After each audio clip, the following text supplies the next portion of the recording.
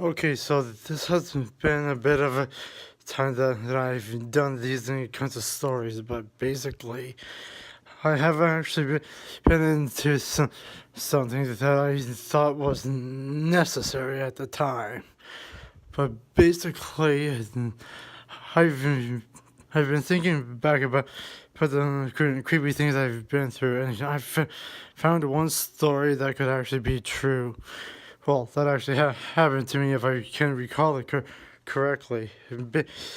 Basically, I was like somewhere around 7 or 8 years old, grade 3 or 4. And we were in we were in the gymnasium at the school.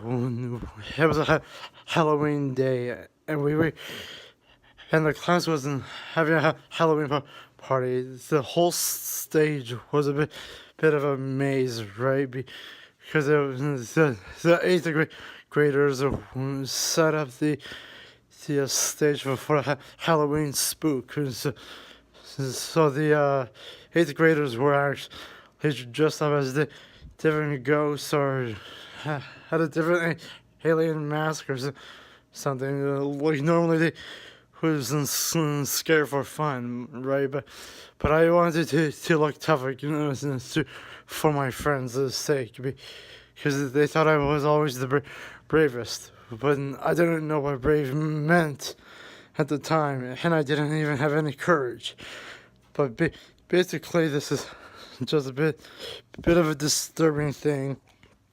I went back and forth with this one guy, but before I go to that part of the story, here's what's going to happen. Basically, all the classmates that I was with, we had to split up into 3 groups.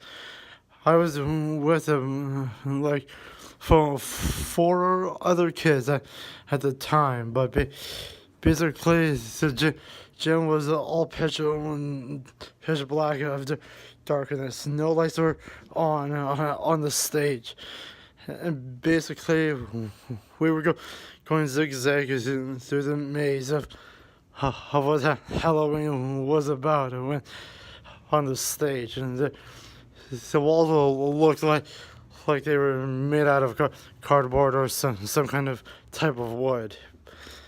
Basically, they were painted and crafted for the fun imagination of being in a supernatural forest or something. Basically, we get to the first turn, and one of the 7 or 8th graders jump out of it right at us and scare us. And I keep on going back and forth trying to scare him off, right? But I couldn't because